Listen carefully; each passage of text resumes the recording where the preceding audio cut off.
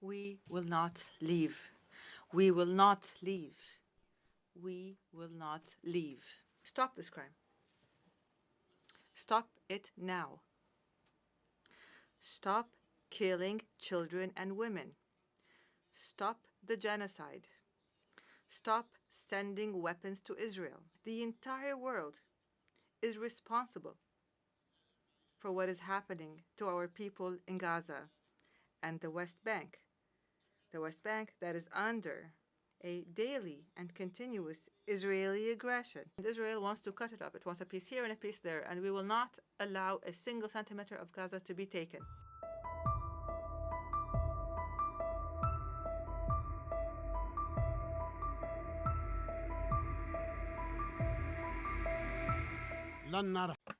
We will not leave.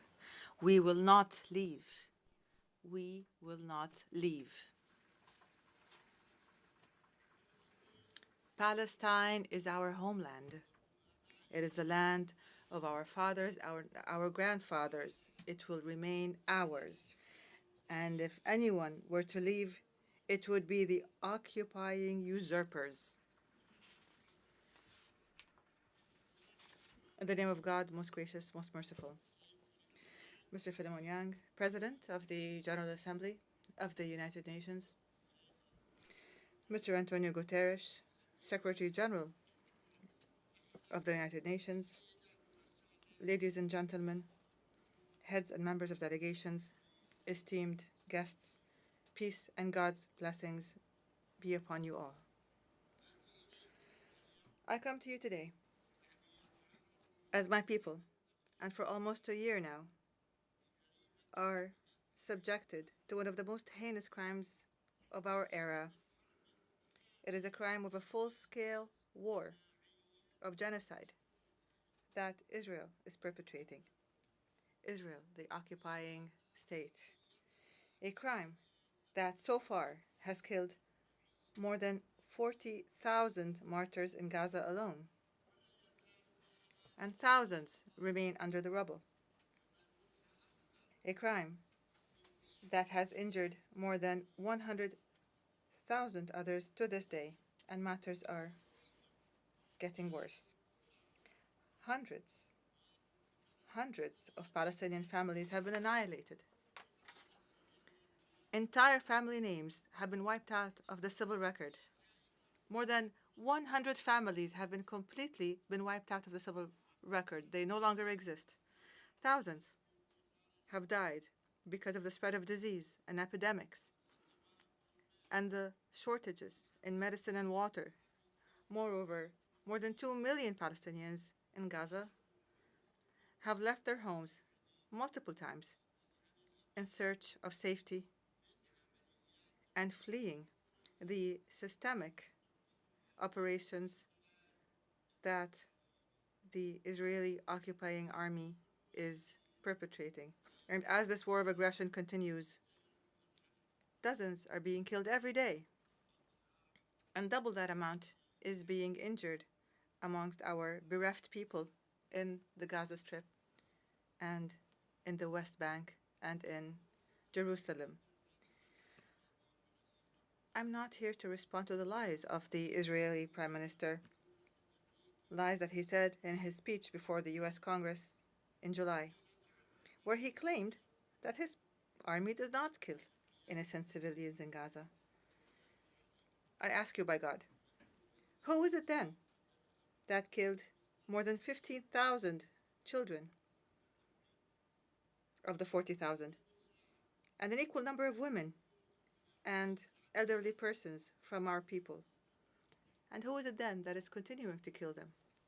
I ask you to answer me by God. Stop this crime. Stop it now. Stop killing children and women. Stop the genocide. Stop sending weapons to Israel. This madness cannot continue.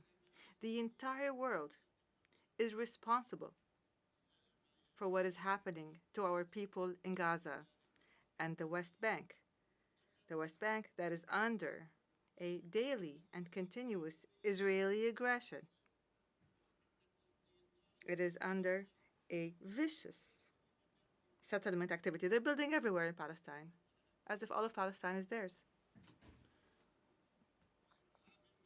It is subjected to the terrorism of gangs of settlers under the patronage and support of the Israeli government and the occupying army, which destroys hundreds of houses in the lands of Palestine, not to mention what our eternal capital, Al-Quds, is being subjected to in terms of campaigns to change its nature, to Judaize it, and to aggress it and its holy sites and landmarks, to change its historic and legal status. We've recently heard a terrorist Israeli minister calling for building a temple in the Al-Aqsa Mosque. We must condemn and stop this reckless minister and those like him who want to set fire, a fire of religious conflict and strife that will burn everything in its way. The Aqsa Mosque and its surroundings, ladies and gentlemen, is the exclusive property of Muslims. This has been endorsed by a resolution taken by the League of Nations in 1930.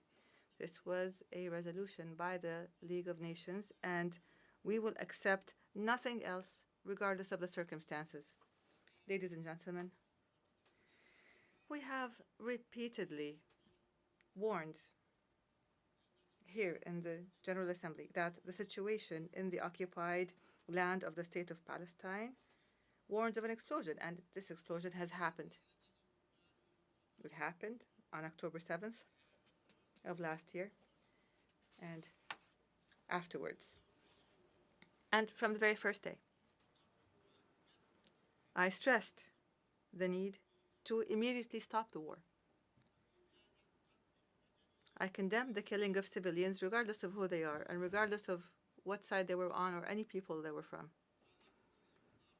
I demanded the release of prisoners and those detained by both sides. There is no need to detain women, children, and the elderly. We've said this repeatedly. To anyone who has those people detained, I called for immediately going to the negotiations table to implement the two-state solution based on international resolutions. But instead of heeding the voice of reason, the Israeli government took advantage of what happened to launch an all-out war of genocide against Gaza.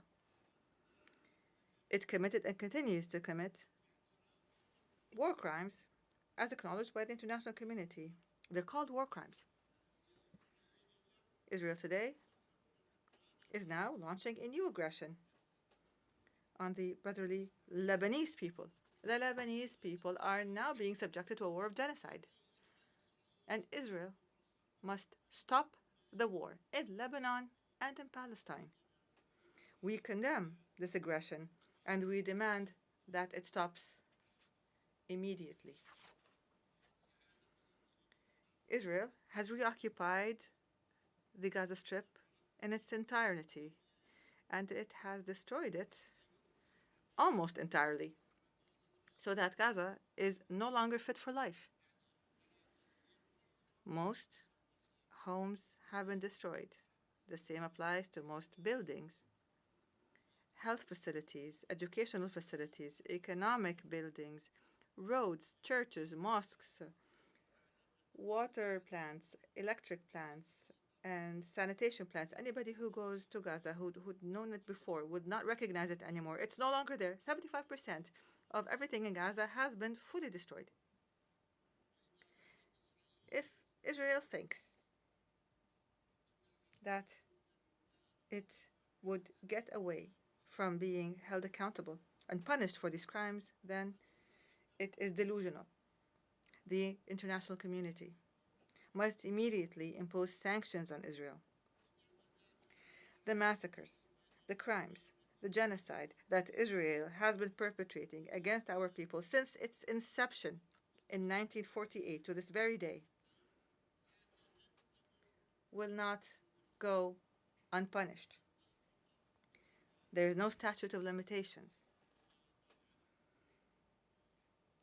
Rights will never be lost as long as there are those who demand them. And despite our repeated calls and demands, the world has not succeeded in obliging Israel, this transient state, to stop this war of genocide and its war crimes against innocent civilian residents. We regret that the U.S. administration, the democracy of the world, the largest democracy in the world, obstructed 3 times draft resolutions in the Security Council demanding Israel to observe a ceasefire. The U.S. alone stood and said, no, the fighting is going to continue. It did this by using the veto. And added to that, it furnished Israel with the deadly weapons that it used to kill thousands of innocent civilians, children and women. And this further encouraged Israel to continue its aggression. As long as the U.S. is supporting it, then why not keep going, since it's already an aggressing state? This is the United States, the very country that was the only member in the Security Council that voted against granting the state of Palestine full membership in the UN. We don't deserve membership in the eyes of America, so they use the veto against it. I don't understand how the United States could insist on opposing our people, insist on depriving us of our legitimate rights to freedom and independence, as is the right of the rest of the countries, 194 countries, and we are no less than them. Ladies and gentlemen, Israel, which refuses to implement United Nations resolutions, does not deserve to be a member in this international organization. Israel, whose permanent representative in this organization says that the very building of the United Nations, and he said that this building must be removed. This building that we are sitting in right now, it must be wiped off the face of the earth. This country does not deserve to be a member in this organization. It is, from the very beginning, it has from the very beginning not fulfilled the conditions for membership. Because in 1949, when it submitted its membership application to the UN imposed 2 conditions. First, to accept and implement Resolution 181 and Resolution 194. Without implementing these 2 conditions, you will not be granted membership in the United Nations. Moshe Sharet, the foreign minister at the time, wrote a pledge. You will see it. A pledge, a written pledge, that he and Israel are committed to the implementation of those resolutions. And since 1949 to this very day, nothing has happened.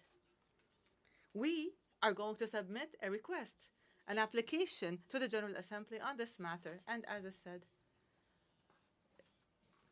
if you return, then we will return. If they do not step back, then we will do more. I take this opportunity to commend the member states of the United Nations that voted with more than a two-thirds majority in favor of the draft resolution submitted by the state of Palestine, supported by a large number of friendly and sisterly countries, to adopt the ICJ's historic advisory opinion issued on the 19th of July 2024 to end the illegal Israeli occupation of the state of Palestine in a period of 12 months. For the very first time, there is a specific time frame. We demand the implementation of this particular requirement, including an immediate cessation of annexation and settlement activities, dismantling of existing settlements, and evacuating settlers from Palestinian territories. There's 600,000 settlers, and they're living on our land. Why don't they go back to their homes? We must give reparations to Palestinians and for damages that were a result of the unlawful policies and the practices of the occupation, and many other such issues that were mentioned in the ICJ's advisory opinion. We want what the ICJ stated and what the entire world accepted in the General Assembly with a vast majority that far exceeds a two-thirds majority. And Israel must be made to implement it. We rely on this resolution, which is the embodiment of international will and the principles of international law and the mechanisms that were adopted in this regard to guarantee implementation. We hope that this resolution would be implemented. Of the 1,000 resolutions taken on the Palestinian people since 1948 until this very day, and not a single one has been implemented yet. Ladies and gentlemen, today I feel very grateful as well, as I see this large, great shift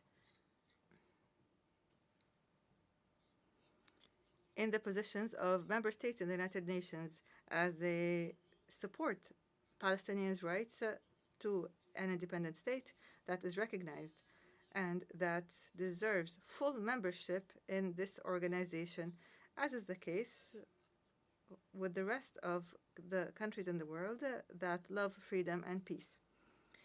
In the name of the Palestinian people, I thank you for this support. I thank you for your support of what is right, of justice, to achieve peace in our region. I call upon you to apply the laws of international law according to responsibilities and sovereignty. We don't ask you for more than you can do. We ask every state to give us our support within the realm of its responsibility and sovereignty. I also express our gratitude and appreciation for the demonstrations that spoke against the genocide in Gaza and that supported Palestinian rights that have been taking place throughout the world, including the American people. And I acknowledge the American people are marching in the streets in these demonstrations, and we are grateful to them. We appreciate what is happening in European countries and the noble supporters that come to Palestine, risking their lives as Israelis attack them. And here, I would like to make special mention of the Turkish-American martyr Aisha Noor, killed by the occupation army in cold blood. I say to those, the Palestinian people will not forget your honorable stand. We will remember you proudly when the occupation is eliminated and when our people enjoy freedom and independence. Ladies and gentlemen, recently there was much talk about the next day, the day after. What shall we do on the day after? What is our policy for the day after? And I say to you, the day after the end of the war in the Gaza Strip, I take this opportunity today to give you our view of what is needed immediately and on the day after the war ends. This is our proposal. We propose it to you. You can accept it, you can change it, you can amend it. We are ready for all that. First of all, a comprehensive and permanent ceasefire in Gaza and an end to the military aggressions and attacks by terrorist settlers in the West Bank and East Jerusalem. Second, humanitarian aid must be delivered urgently in an organized manner and in sufficient quantities, because there's nothing in Gaza and they need everything. This humanitarian aid must be delivered throughout Gaza. Third, a full Israeli withdrawal from the Gaza Strip. We refuse the establishment of buffer zones or taking any part from Gaza. Gaza is only 7 kilometers by 40, and Israel wants to cut it up. It wants a piece here and a piece there, and we will not allow a single centimeter of Gaza to be taken. We demand that we stop the forced displacement inside the Gaza Strip or outside the Gaza Strip. We demand the return of those displaced to their homes or to have housing provided to them. Netanyahu wants in the West Bank and the Gaza Strip people to be displaced, to be evacuated to Egypt and to Jordan. We refused. The Jordanian and Egyptian governments, and I thank them for this, said we will not allow the displacement of any Palestinians and eviction of the Palestinians from their lands. Fourth, we demand the protection of UNRWA and humanitarian organizations from Israel's actions and to provide political and financial support to these organizations so that they can perform their role and offer their services to the Palestinian refugees until they return home. UNRWA was established to do its job until the refugees return. And every day Israel finds an excuse to convince others that UNRWA's work must be ended. Fifth, we demand international protection for the Palestinians on the lands of their occupied land. We want protection. We are not fighting Israel. We cannot fight Israel. And we don't want to fight. But we want protection. We want our children, our women, our families to be protected internationally. Sixth, Palestine, the state of Palestine must shoulder its responsibilities in the Gaza Strip and impose its full mandate on it and jurisdiction on it, including the border checkpoints, especially the Rafah international border between Egypt and Palestine, as part of a comprehensive plan. This has existed before and it must return to the way it was. Seventh, and within the context of a comprehensive national reform process. This is a process that we're undertaking, and most countries have reviewed it, supported it, confirmed it, and thanked the Palestinian government for it. And hopefully we will continue with this process till the very end. In terms of this process, we will reconstruct our infrastructure and state institutions destroyed by Israel. We will revive the economy and establish sustainable development and rebuild the Gaza Strip. And we will hold the state of Israel fully responsible. Eighth, the authority of the state of Palestine and the Palestinian government and the PLO, the legitimate and sole representative of the Palestinian people, will have authority on all Palestinian territories in the Gaza Strip, the West Bank, and Eastern Jerusalem, as has been stipulated for us by international law. We are not asking for more, but we will not accept any less. The West Bank, the Gaza Strip, and the Eastern Jerusalem. We will not ask for more, but we will not accept any less. We will hold general elections. We're ready to hold the elections. We've been ready in the past, but Israel refused to allow us to hold these elections in Jerusalem. But if this were to happen, we're ready to hold these elections and to form a Palestinian government in accordance with the results of these elections. Ninth, we will continue to mobilize the largest possible international support so that the state of Palestine can achieve full membership in the United Nations as soon as possible. What do we lack? To be sitting amongst you. What do we lack? To be on the same footing as 194 official member states in the United Nations. We have the land, we have the authority, we have the people, we have the culture, we have the knowledge, we have everything that we need. We ask you to help us. 10th, the full implementation of the General Assembly resolution on the advisory opinion that we mentioned, issued by the International Court of Justice in a manner that would lead to the end of the occupation in 12 months, as stipulated by the resolution, as set by the advisory opinion. Number 11, hold an international peace conference under the auspices of the United Nations within a year to apply the two-state solution. So we hold this international conference so that we would resolve all the problems that remain between us and Israel. By the way, we recognize the state of Israel, but Israel doesn't recognize us. We want a solution that would protect both countries, the state of Palestine and the state of Israel, so that they can coexist in peace, stability, and security. Number 12, to adopt international peacekeeping forces by virtue of a Security Council resolution between the states of Palestine and Israel to guarantee the security of both countries. We call for guaranteeing the security of both countries. These are the elements of our vision for the day after, for today and for the day after the war ends, in the state of Palestine in general. And I call upon you to adopt this plan and to provide all the necessary means to guarantee its success. Ladies and gentlemen, a few weeks ago, I declared that I've decided to lead a Palestinian delegation to the Gaza Strip so that we can stand by our people who have been exhausted by the Israeli genocide war. I call upon you to support this decision